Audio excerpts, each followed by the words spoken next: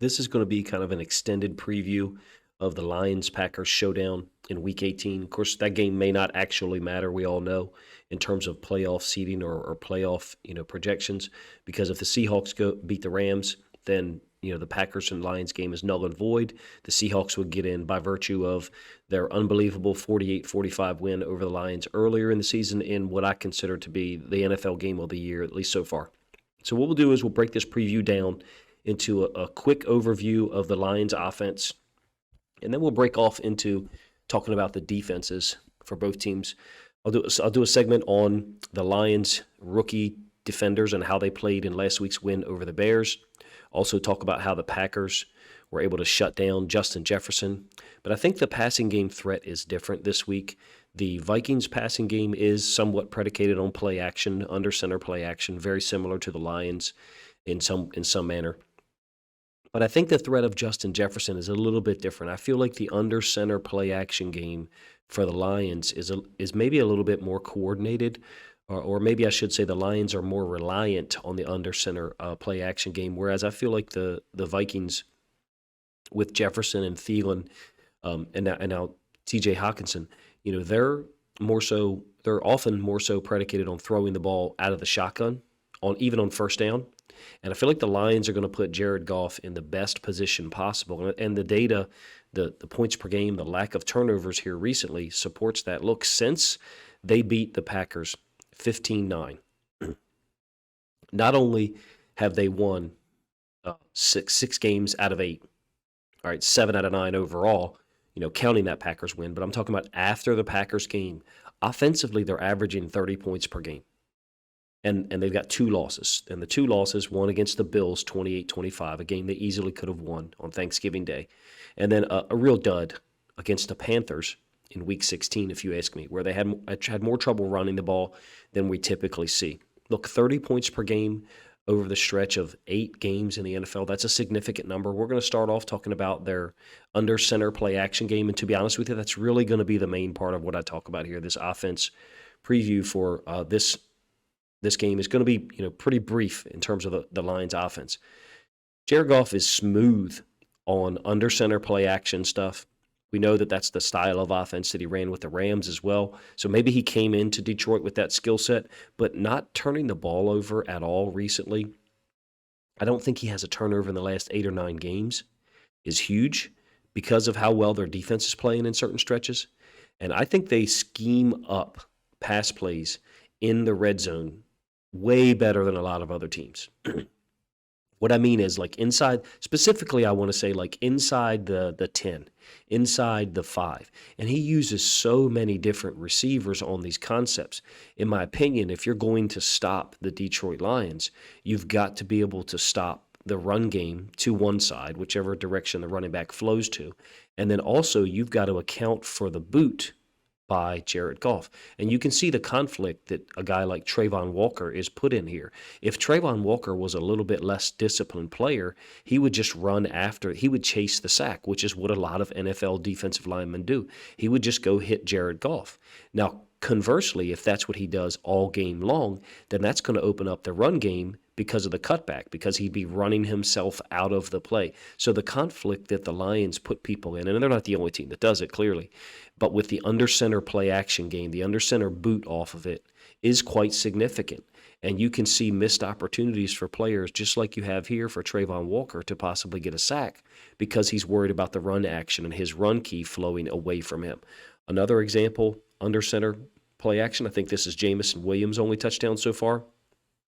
He's been, I don't want to say underutilized. That's not the right word for me anyway. He just has underperformed in terms of his talent level, but we know that eventually he's going to be able to stack big plays like this one. And they did a great job last week of scheming him open on a reverse. I think it was like a 40 or 43-yard gain.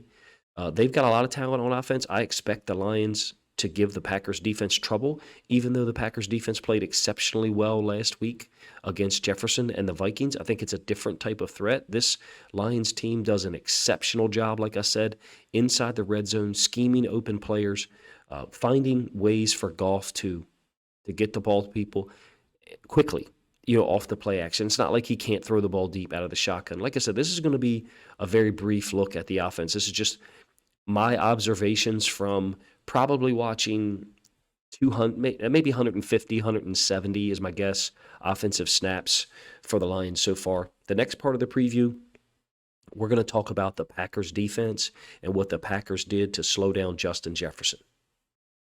This is going to be a look at how the Packers were able to quiet Justin Jefferson in their Week 17 win over the Vikings 41-17. Second time that the Vikings have been really blown out this season in a game where Jefferson just doesn't get a whole lot of targets. It's not as simple as saying that Jair Alexander just shut him down. Because when you get a look at the coverages here in a moment, you'll see that the Packers played a multitude of coverages. They played them well. They were certainly very aware of where Justin Jefferson was. And a couple of times I suspect the Vikings are lining up Jefferson on one side and motioning him late to try to take advantage of some of the coverages they had seen the Packers play earlier in the game. Look, Jefferson has 9 100-yard games this year. Almost 10. He had a 98-yard game against Arizona in the midst of their hot start. I think they started 9-1. He had one catch on 5 targets for 15 yards. I mean, yes, don't get me wrong, the field may have been an issue, whatever cleats that the Vikings were wearing, but it's also a product of opportunity. Justin Jefferson only got 5 targets, like I mentioned. In his previous 3 games against the Packers, he had 11 targets, and 10 targets, averaging well over 100 yards a game on 4 touchdowns in those previous 3 games. Obviously, 0 touchdowns this week. Let's get to some of the film. Some of the coverages will be labeled for you guys. And I'll also give you where Justin Jefferson and Jair Alexander is located pre-snap and talk about that matchup a little bit.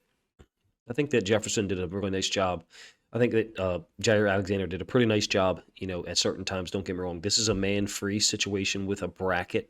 So normally in man-free, it's either a 4-man rush with a low hole dropper or a 5-man rush with no low hole dropper. So what I mean is, when I say low hole dropper, is if it's a 4-man rush, you'll have someone, generally a second-level player, assigned to that area there, maybe a little bit wider than that is, and then also a free safety.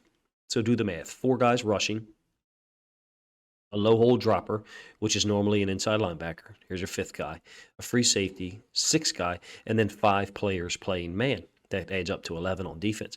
In this case, what the Packers are doing, since Justin Jefferson is so good, they're taking him man with Jair Alexander, who also has help here on the inside, hence the term bracket. So you've got a 4-man rush with no low hole dropper. In this case, Kirk Cousins decides to go elsewhere with the football. It certainly doesn't look like Justin Jefferson is open. I think that the Packers players had a really good idea of the routes he was going to run from certain locations on the field. Now, he does slip and fall here, but that's not the point. Look, Jair Alexander is located on the top side, the high side, and then you have another DB who's located on the inside waiting for the in cut. They clearly had him covered very well. It takes team defense, if you ask me, to stop a great player like Justin Jefferson. Just one example of them playing with a bracket. Now, this is just straight man on a 3rd down, and I think Jair Alexander does a pretty good job. Jair Alexander seemed to do one of 2 things when he was located in Justin Jefferson's face. He either seemed to try to hammer him and reroute him significantly, or just play man and turn and run. And he certainly has the athletic ability, the hips and the feet to go ahead and do that. You can see he's in pretty good coverage relationship here. Justin Jefferson gears down because he saw that the ball was thrown to the top side, I think, to TJ Hutchinson, who got a lot of targets, presumably because of the way they were playing Justin Jefferson. But I don't think it's so simple that Jair Alexander just shut him down, nor do I think it's so simple to say that, well, Jair Alexander had a lot of help. Now, in this case, first of all, this is great defense by Jair Alexander, if you ask me. I think Justin Jefferson is capable of catching this football. Don't get me wrong. We've seen him make highlight catches like this. The point is, Jair Alexander's making it very difficult on him to do so.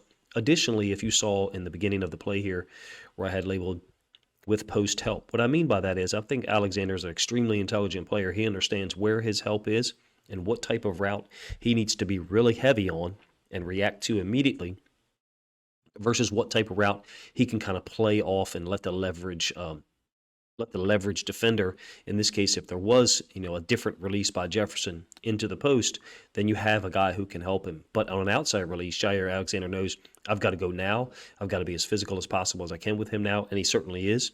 It's a 2nd and long, incompletion, and Jair Alexander's, certainly pretty happy with it.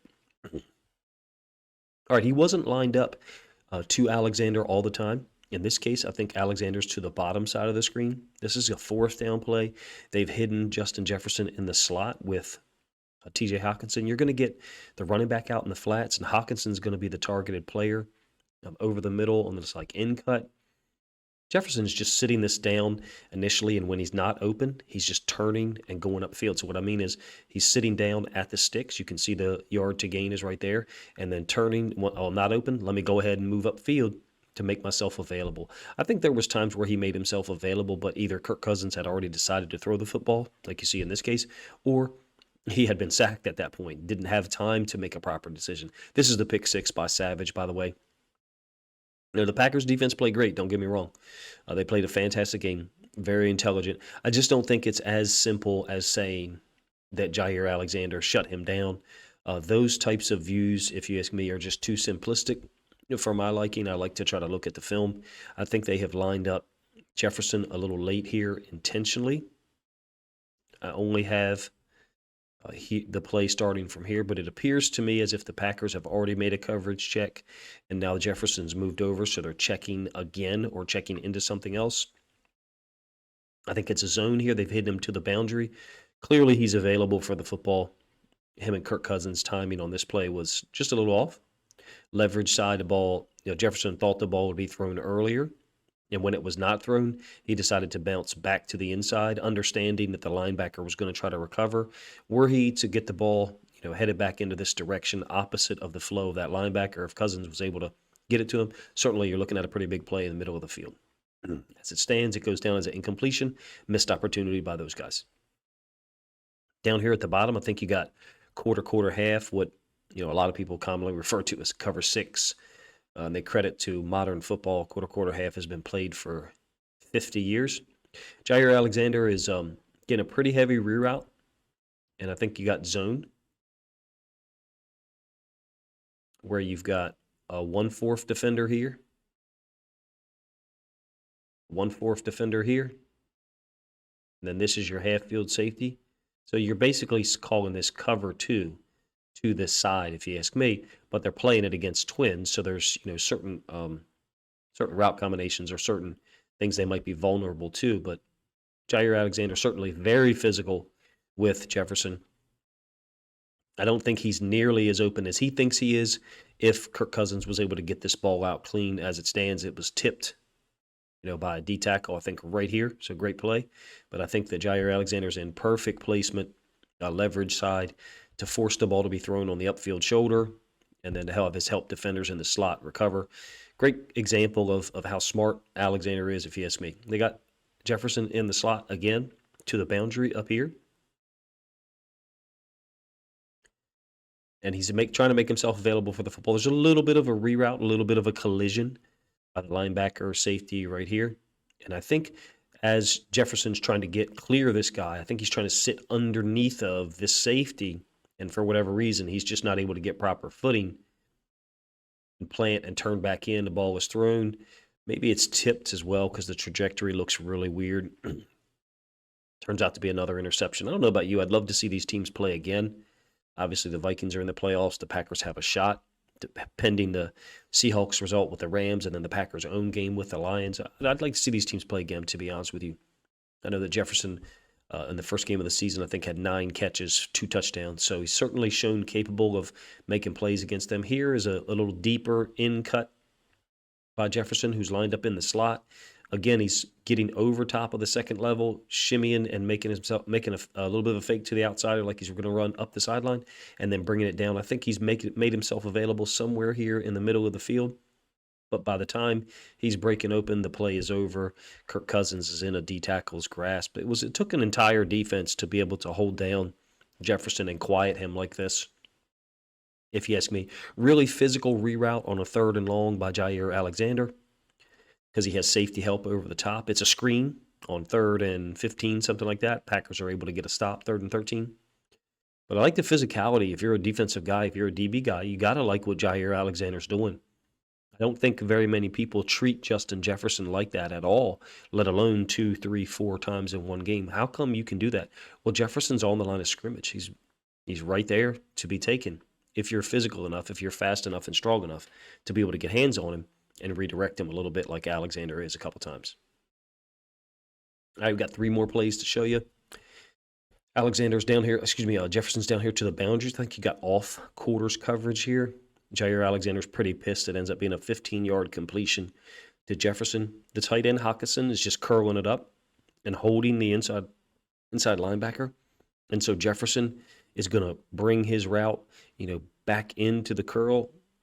Alexander's passing him off to the safety. You can even see that during the play, he's motioning to the safety.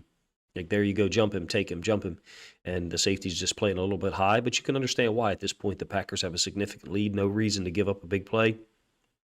And as they get up, Alexander is not talking to Jefferson. He's actually talking to his own safety. They're quite angry that Jefferson was able to get a catch. I think that speaks to the level of preparation and level of pride that they had in going up against a great player like this. They didn't want him to get one catch. All right, Jefferson down here again into the boundary. I feel like as the game went on, they tucked him into the boundary more. I'm not sure why. A little outcut. And again, it's a sack. This one's a strip sack, actually. He's getting ready to, just turn and make an outcut on this inside linebacker. You would think that he would be open if Kirk Cousins was able to get time. The pass rush was well coordinated for the Packers, and it wasn't just one guy. It was multiple guys who were able to win their matchups. All right, to the field this time. He's got Darnell Savage, and I think Savage is allowing himself to he's allowing himself to play the underside here. I think that Cousins is trying to use Jefferson's route to get Adam Thielen open. So you've got Jefferson here, and then Thielen on the deeper cross. And I think they're trying to just use Jefferson. But look, it's good coverage by Savage. I understand that Jefferson would be happy with if the ball was thrown to him, in this area, because he thinks that he can go up and get it. But I still think it's good coverage by Savage. A nice job by the free safety, obviously, to adjust to the football, go high point it, get it, and get their third interception in the game. Let me know what you thought of the game if you watched it live or if you're watching my breakdown. If you think I've missed any important plays, this is the last one, by the way. If you think I've missed any important plays, Jefferson is not on the field on this one. It's a long touchdown against kind of a cover 2 look, to end the game or late in the game. I don't think that it's as simple, I've said this a couple times, as Jair Alexander is just better than Justin Jefferson, because Jefferson had big numbers against them in week 1, if I recall. I think he had like 8 or 9 catches for like 180 and 2 touchdowns. So you're talking about 2 games played, one in week 1 at the beginning of the season, one in week 17 near the end, with 2 very different results in terms of Justin Jefferson's performance. That's why I said I'd love to see these teams play again this year in the playoffs if it was possible, to see how those numbers or that production kind of normalizes. Let me know what you guys think of my breakdown, if you think I've missed any elements, or if you think there's any plays I chose not to cover that I should have. Interesting stuff that the Packers are doing. I think well executed.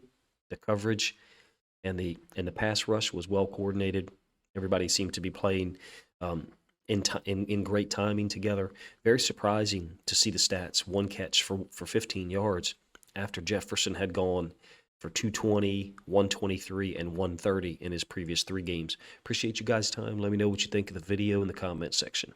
All right, this next part of the Lions-Packers preview is going to focus on the Lions defense, but we're going to hone in on the Lions rookie defensive linemen, or outside linebackers / D tackle.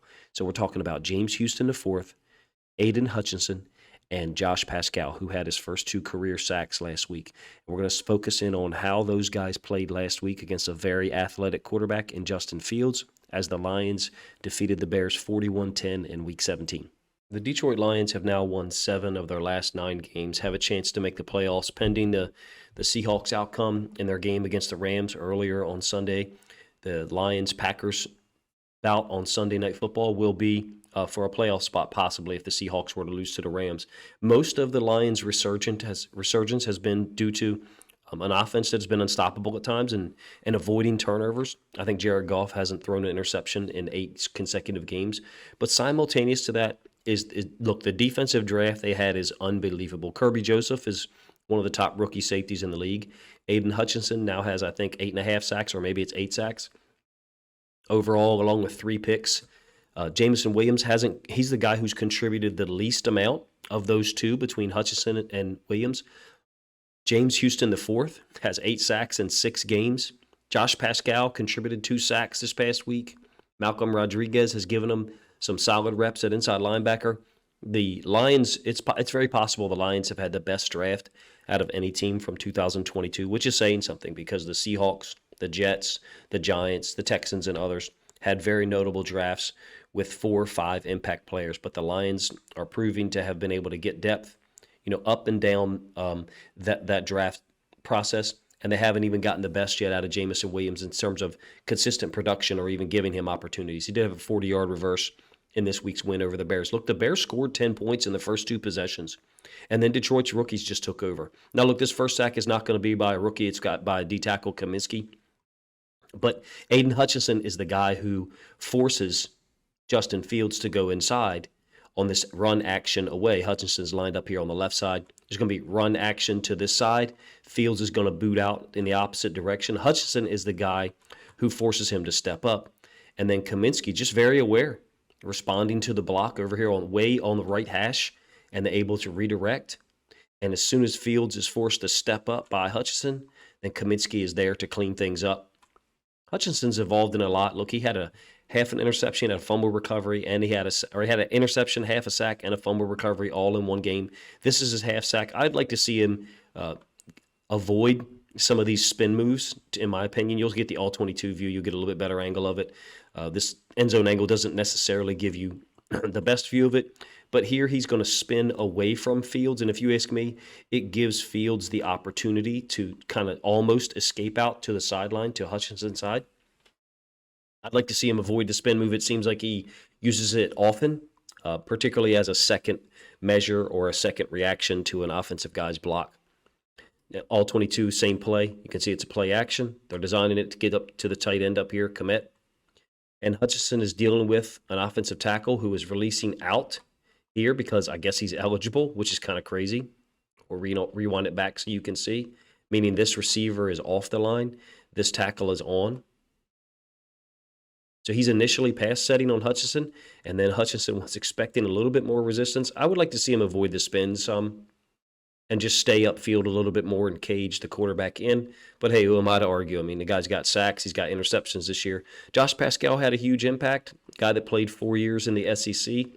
A great draft pick, if you ask me. His get-off is a little late on this one, if you ask me, but he finishes the play very strong. Not an edge player like a Houston or a Hutchinson consistently. I would say they're using him as an edge player, generally as a weak side 5 technique when they're going with their nickel set. But Paschal is strong enough. This is something I noticed with him last year in college. Strong enough to play a 4-eye or a 4, which is head up on the tackle. Also athletic enough to play in a tight 5. We'll give you the end zone angle of this one just so you can see it. There's Paschal. James Houston IV is going to drop out. By the way, they seem to drop him out in coverage more in this game for whatever reason, which is kind of unbelievable that they were still able to generate, I think, 7 sacks. Well, he had 3 of them, and he was often dropped out in coverage like you see here. I love Paschal, how Paschal is committed to his angle and trusts that the quarterback is going to be where he's supposed to be. When you deal with a guy like Justin Fields, he's got escapability and he's got maneuverability in the pocket. Sometimes guys don't trust and they don't go at the correct angle because they are unsure of where the quarterback's going to end up. All right, we get an example of Hutchinson and Houston both racing around the edge. In this case, Hutchinson is going to force Fields to step up, and then Houston's going to get credit for the sack because basically he takes number 70 and dumps him into Fields' backside because of the pad level that Houston plays with.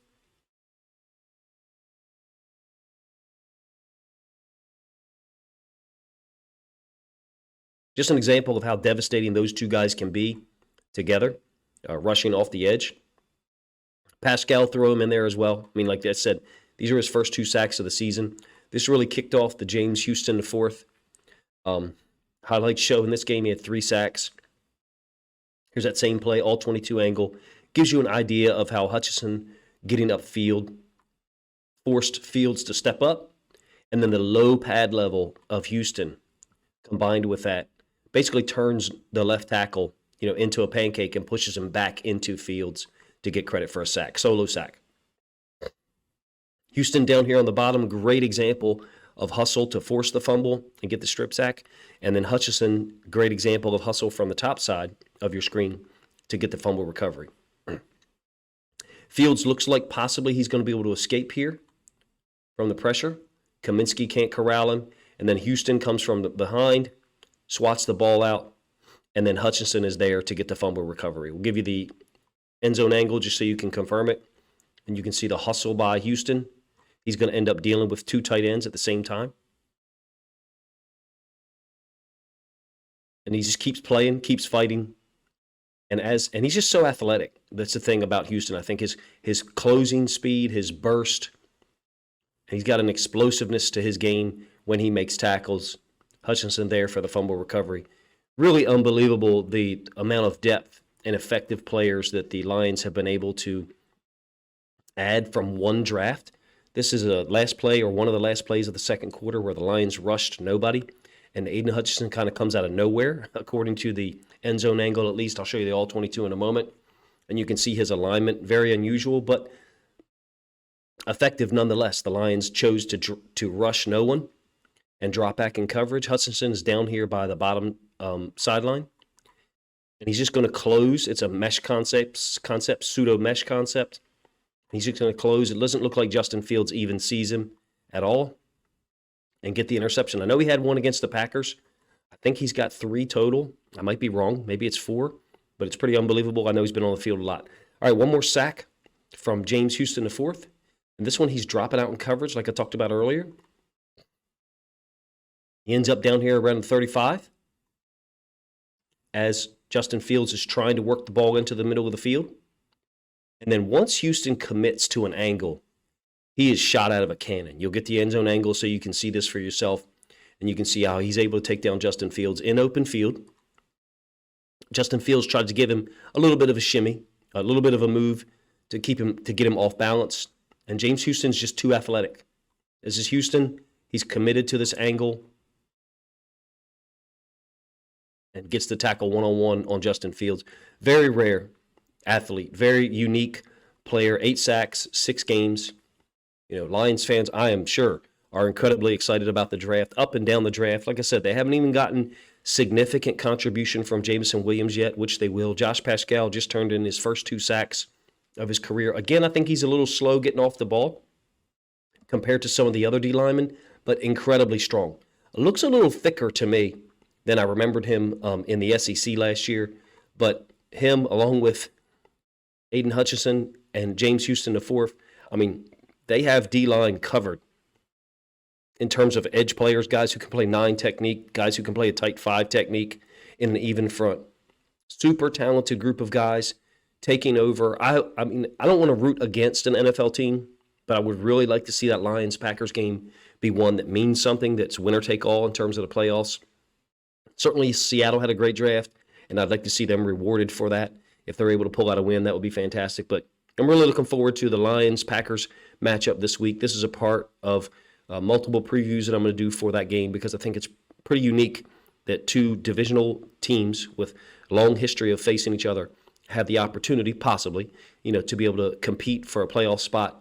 And the Lions' manner in which they have recovered from a 1-6 start is extremely interesting to me. Let me know what you think of the video in the comment section. If you think I missed any elements of James Houston, the 4th, Aidan Hutchinson, or Josh Paschal's performance in their Week 17 win over the Bears. This last part of the Lions-Packers preview is going to focus on the Lions' 15-9 win over the Packers earlier in the season when Aaron Rodgers had 3 interceptions, I think 2 of them in the red zone, and the Lions were able to pull out a win that basically turned around their season. They entered that game 1-6, and after the 15-9 win over the Packers, have gone on a run. They became 2-6, and now they've won 7 of their last 9 football games, have an opportunity to finish the season at 9-8.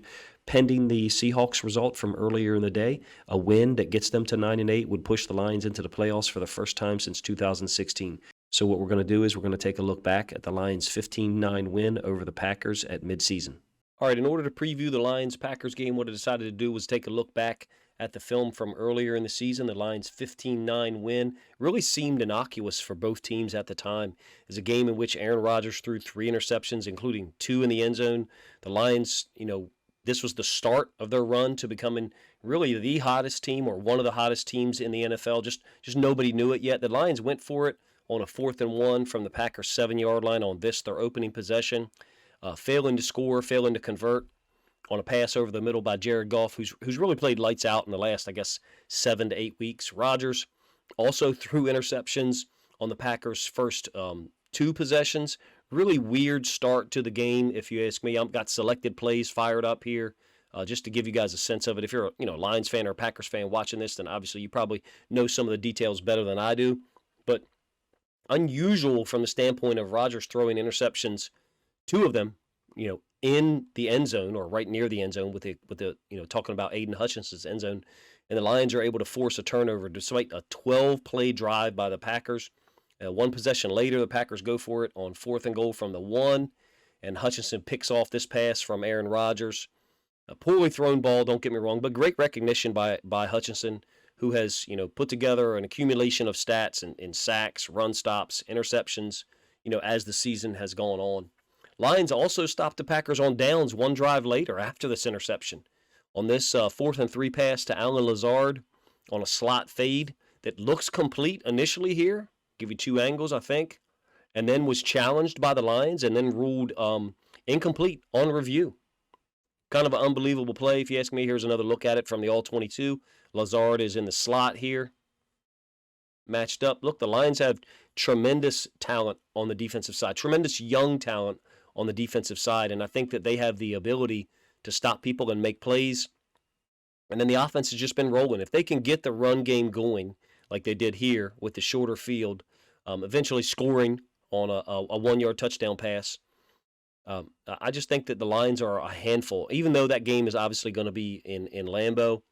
And I think the line you would suspect that Jared Goff. I know there's some people who talk that Jared Goff is not a good cold weather quarterback. Their home games are in a dome in Detroit. It's an interesting proposition. I know that there are stats out there that show he is not as effective in cold weather games, but I also wonder how many cold games he's actually played in outdoors this year. I don't pretend to know that number. But in any case, here's the 1-yard touchdown pass out in the flats. I feel like they do a great job in these goal line situations inside the 5, going under center and utilizing Goff's ability to get the ball out quick. Are they all pre-programmed, designed plays? I'm not so sure, man. I think some of them are just plays that they run. But in any case, after Jair Alexander ran into the kicker on the PAT, Detroit went for 2 here, like you just saw. Got it for an 8-0 lead before halftime. Pretty unique that you get to go for 2, but you take it, I guess, when the ball was 1 yard from the end zone, and Dan Campbell has he has confidence in his team. He has confidence in his offense, and he should. He really should. So Goff and Rodgers then exchanged interceptions in the 3rd quarter on spectacular plays by Alexander and then the rookie safety for the Lions, Kirby Joseph, that you'll see here in a moment, who's just turned into a really versatile player, a guy who can do everything. He can play in the box. He can play beyond the line of scrimmage. He can play half-field safety. He's played middle of the field safety. This is a great undercut on the tight end right here to get an interception. Unique player. If you haven't checked out my video on the best rookie safeties in the NFL, you should, especially if you're a Lions fan. There's a big segment on Kirby Joseph there. But in any case, Goff and Rodgers exchanged interceptions here in the 3rd quarter. You can see just a great undercut by Joseph. And then the Packers are able to get on the board and close to within 8-6 on this just perfectly thrown 20-yard touchdown pass from Rodgers to Allen Lazard on play action concept. Really well thrown over the top of a defender and man.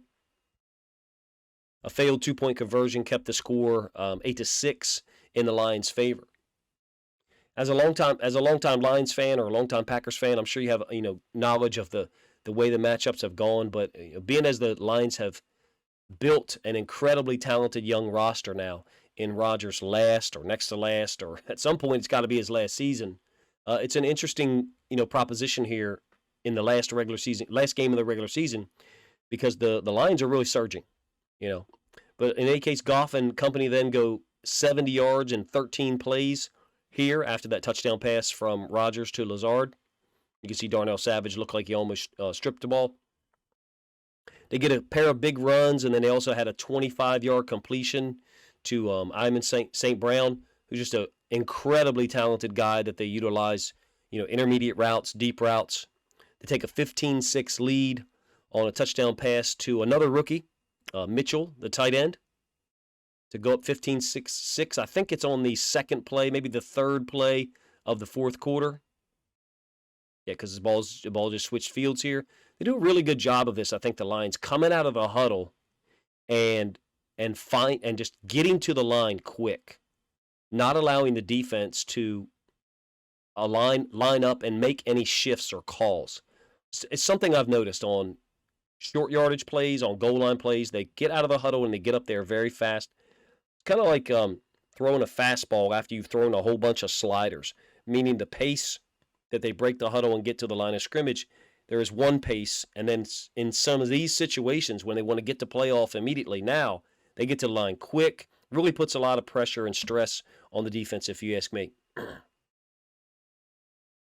Green Bay actually settles for a field goal after this 3rd and 3 pass to Sammy Watkins was knocked away with about 6.5 minutes left, something like that. One of these throws from Rodgers that you would not coach other players to do this, but he's exceptional at it. But it's a nice defensive play to prevent Watkins from making the catch. You get the all-22 angle here. So again, it cuts that 15-6 lead to 15-9. And then you got two of the weirdest plays consecutively from the Packers in the final minute. After this field goal, like I said, that closed it to 15-9. Packers get the ball all the way down to the red zone. Two of the weirdest plays here. A completion out to the boundary to, I think, Dillon, and there's a fumble. But the fumble goes out of bounds, I think, past the yard to gain. But the way it works is the ball is brought back to the position where he fumbled. So they ended up being short, even though Dillon right now looks like he has the football and he's in bounds. The ball had been touched, I believe, by a Detroit player who was out of bounds here. So that's where the ball was brought back to. So an unusual play on that 3rd and 5 sets up a 4th and 2 near midfield here. And they get a huge gain against Jeff Udoka on a fantastic throw and fantastic catch. And then there's another fumble that somehow Deshaun Elliott and Udoka cannot corral before being ruled out of bounds. I'm going to give you the end zone angle for this one just so you can see it in a moment. But look at the leverage that the receiver has and the coverage that Udoka has. And then watch where Rodgers throws the football. He throws the football on the backs. This is like a reverse back shoulder being thrown more towards the middle of the field, away from where the defender and the receiver probably presumed that it was going to be. Gives the Packers a 1st and 10 at the Lions 17 after, like I said, that fumble was ruled to be out of bounds with, I think it's 54 or 53 seconds left here. This is the 4th and 2 again, and you'll see how unbelievable this throw is. Coverage is pretty good. Obviously the guy's one of the best corners in the league, but Rodgers has thrown this up the field more than you would expect based upon the way the receiver's running the route. But the coverage, I think Rodgers reads the coverage and realizes he can't throw it on that trajectory. He's got to kind of throw it here, and it ends up being on the back shoulder of the defender, and he's incapable of adjusting. Receiver adjusted. Unbelievable play. Like I said, think 30 or 32 yard gain. Gets the ball down 1st and 10 from the Lions 17, and you kind of think, well, man, the Packers are getting ready to, win this one. And then all of a sudden there's 4 consecutive incomplete passes. Just an unusual game overall. 2 interceptions by Rodgers down in the end zone, or with one of them, right near the end zone. Having the ball down 15-9 with, in the final minute of the game. The Lions are 1-6 entering this game. And after this, they go on to put together two separate 3-game winning streaks. And they've now given themselves a chance to finish 9-8 if they can win the road rematch in Lambeau, for a chance at their first playoff berth since I think 2016. Of course, the Lions and the Packers, need help. They need a Seattle loss to the Rams earlier in the day. So we'll know if either of the teams has a chance to, to make it in the playoffs. If it is actually a winner-take-all game, we'll know, before they even tee it up. Even still, it's still a great story for the Lions and the Packers, don't get me wrong. But the Packers are certainly not looked at as like an underdog like the Lions are with all of the rookies that they've drafted. Great coverage on these last 4 plays, like I said. Really triggered, moved the Lions to 2-6. If you're a Lions fan, you're watching this preview and you've sat through all this, first of all, thank you, appreciate it. Let me know what your perception was after this win. If you had any inkling that this team was about to go on this unbelievable run where they could finish with a winning record that would have been unheard of if you had predicted it after this win over the Packers.